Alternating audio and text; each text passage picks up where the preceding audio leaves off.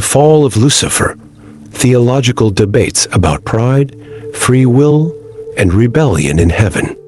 The story of Lucifer's fall from heaven, though sparingly detailed in Scripture, has fueled profound theological debates for centuries. Interpreted through allegorical readings of Isaiah 14, 12:15, and Ezekiel 28, 12:17 texts originally addressing the hubris of ancient kings, the narrative frames Lucifer as a once glorious angel whose pride sparked cosmic rebellion. Later New Testament references crystallize this mythos, situating Satan's defiance as the origin of evil. At the heart of the discourse lie three interwoven themes: the nature of pride as a corrupting force, the paradox of free will in a perfected heavenly order, and the implications of rebellion against divine sovereignty. Pride is the seed of rebellion. Classical theology identifies pride as the primordial sin. Augustine argued that Lucifer's desire to ascend above the heights of the clouds reflected a perversion of his God-given autonomy. As the most radiant of angels, Lucifer's obsession with his own splendor eclipsed his devotion to God, transforming worship into self-worship. Thomas Aquinas expanded this view, asserting that Lucifer sought not to overthrow God in impossibility, but to achieve a godlike autonomy, rejecting his role as a creature. Pride in this framework is the refusal to accept creaturely limits, a theme echoed in John Milton's Paradise Lost, better to reign in hell than serve in heaven. Critics, however, question whether pride alone suffices to explain celestial rebellion. If heaven is a realm of perfect harmony, how could corruption arise? Some theologians propose that Lucifer's fall was less about sudden defiance than a gradual fixation on his own excellence, blinding him to the communal nature of divine glory. Free will and the risk of heaven. The paradox of free will underpins the moral drama of Lucifer's fall. If angels were created immutable in holiness, how could rebellion occur?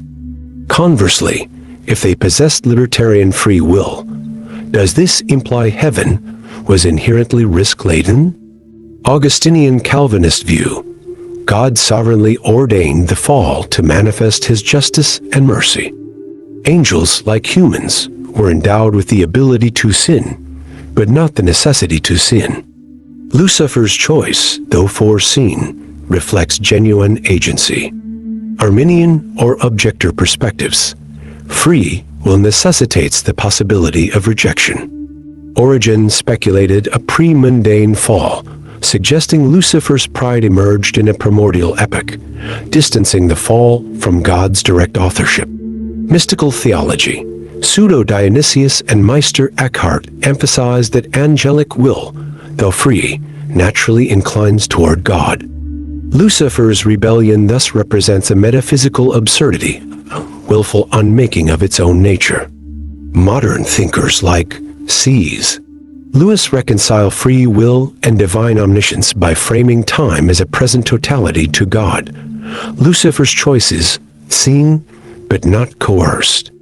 Others, like process theologians, argue God's power is persuasive, not deterministic, rendering rebellion an inherent risk of relational creation. Rebellion and theodicy. Lucifer's fall also intersects with the problem of evil.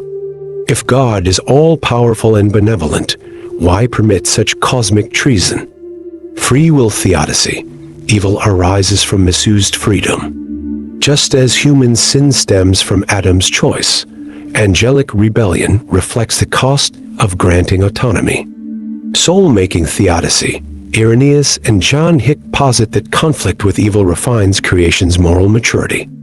Satan's role as adversary becomes instrumental to soul building. Apocalyptic theology. Walter Wink and Jacques Ellul interpret Satan's fall as a symbol of systemic evil, revealing humanity's complicity in perpetuating rebellion through oppressive structures. Critics counter that angelic rebellion, occurring in a pristine realm, challenges the notion of heaven's perfection. If sin emerged ex nihilo in Lucifer's heart, does this imply a flaw in creation? Eastern Orthodox theology sidesteps this by distinguishing between God's essence and his energies. Angels partake of divine grace, but remain distinct, allowing for modern reinterpretations and cultural echoes. Contemporary theology often demythologizes the fall, reframing Lucifer as a metaphor for humanity's penchant for self-deification. Paul Tillich viewed the myth as an existential warning against absolutizing finite aims. Feminist theologians such as Catherine Keller critique the tradition's patriarchal framing of pride as a masculine vice, advocating instead for a nuanced view of empowerment versus domination. Cultural narratives, from Milton's tragic antihero to his dark material's benevolent rebel, reflect enduring ambivalence toward Lucifer.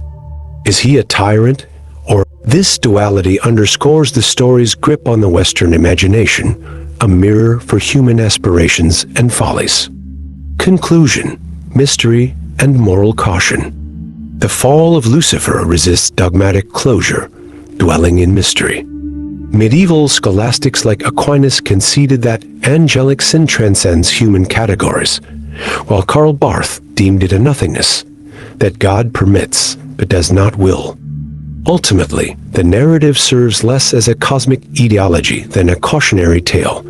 Pride disrupts harmony, free will demands responsibility, and rebellion begets existential ruin. In a world still grappling with these forces, Lucifer's shadow lingers as a testament to the fragile line between aspiration and hubris.